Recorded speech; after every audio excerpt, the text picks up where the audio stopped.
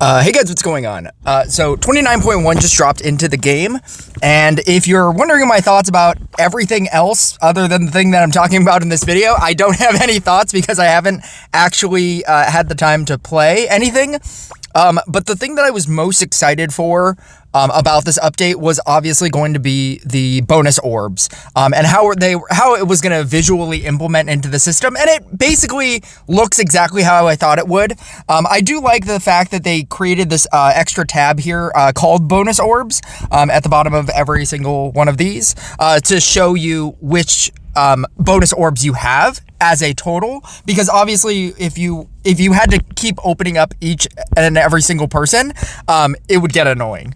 So you know the total amount of regular orbs you have, which for me is 2, and essentially if you have bonus orbs, it'll have the little number next to it. On the bottom, it says 9. It'll take from that first, and then if there's not a complete total, it'll then take from your regular magic orbs. So for example, on this frost that I'm definitely going to upgrade right now, I have 9 extra, so it'll take 5 from this, and then I'll still be left with 2, and I'll still be left with 4 frosts. Whereas this Sea Dog, I have 3. The reason why I can upgrade it is because I have 2. 3 plus 2 is 5, and so using the 3 bonus orbs that I got Sea Dog shards for, I'll use 3 of those, and then use the 2, and then I'll be able to upgrade that as well. As a person that has upgraded in the current, and the reason why I have so many is because they're doing a one-time giving you compensation. A lot of people always complain about compensation, and in this case, they are giving you giant quantities of compensation if you've upgraded any of the current event units. So because they didn't switch Treant into the normally whenever they switch a new event unit into events, the old event unit that is stated in Laboratory of Experiments, it automatically gets shifted into there. But if you go to Laboratory of Experiments, wherever Laboratory of Experiments is, it still says sometime after a new unit is out, Treant will be available. Normally, they do it immediately. It's like a 1-2 punch thing where they will add Kobold and then throw this into here, and then replace this image with Gunslinger, and then when Phoenix goes, when the next event unit presumably goes into the events, then they'll throw that in there, and there was a rotation.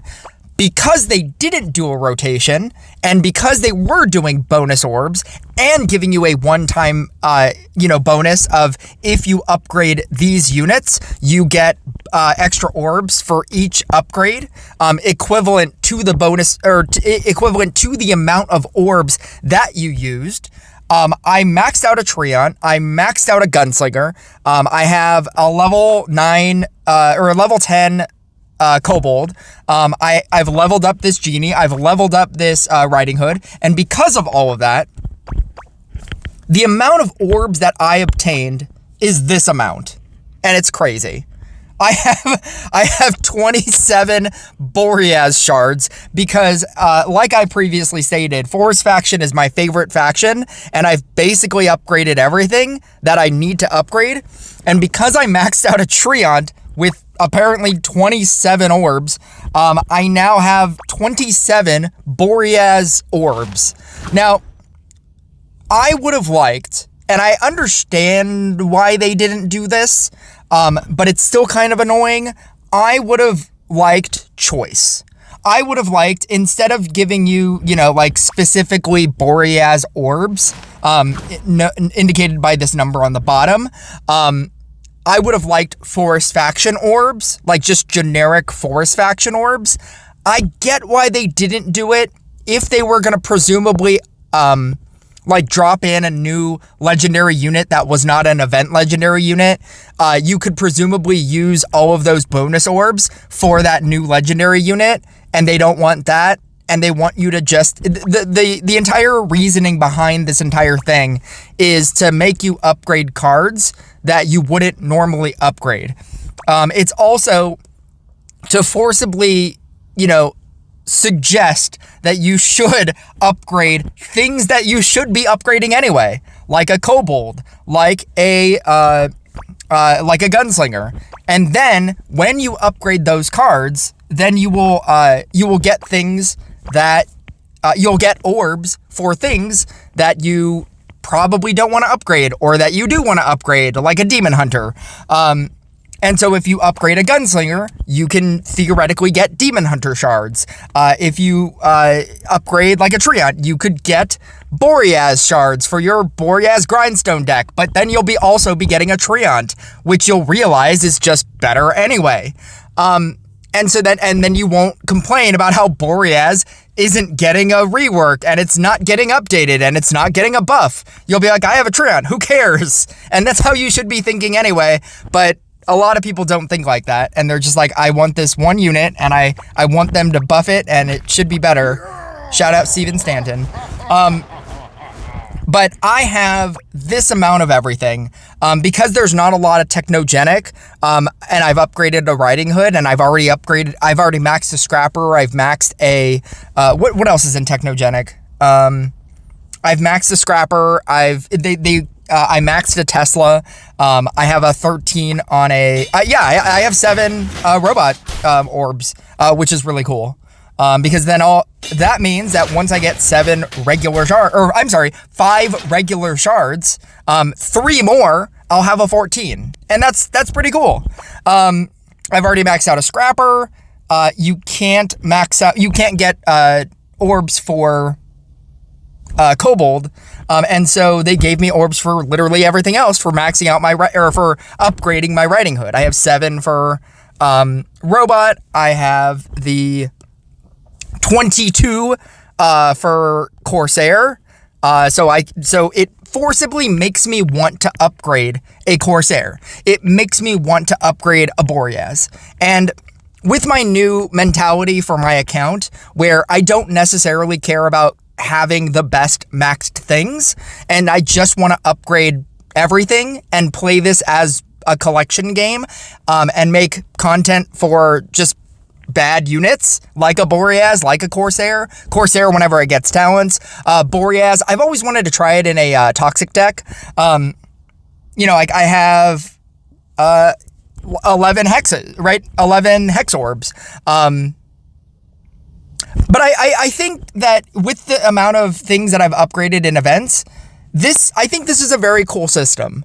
I think it makes you want to upgrade event units, and you can be cynical and say that, they want you to upgrade event units because they want you to pay into events, and, because it'll take you too long to upgrade an event unit if you just did this free to play. And you could be cynical and look at the game like that, and you could choose to just regular upgrade all of your regular units in the regular way. But this amount of orbs, it's crazy. You're getting a 1-for-1 deal on orbs. For every orb that you're using, you're getting a bonus orb for the rest of your units. Some that you might not upgrade, but some that you might. And I think I think it's a cool system. If you don't want to use it, and if you don't want to double dip on orbs, you don't have to. If you want to just farm the 6 shards, the 6 demon hunters to upgrade your demon hunter, and farm the 4 demon hunter copies, like you can still do that. Or you could upgrade a genie and theoretically get demon hunter shards as well, and enchant sword shards, and witch shards, and bruiser shards, right? Like, it's just, I think that even though like the perfect version of this system is giving you Force faction orbs and Magic Council faction bonus orbs and Technogenic faction bonus orbs, I think the system as it is, I think it's cool. I think it's any way of getting extra orbs in any way is good for this game. I've been meaning to upgrade a Frost, and that's why I have as many shards as I have, or as many copies as I have, and being able to just freely upgrade this Frost just because, I think that's pretty cool. Anyway, I'll catch you guys next video.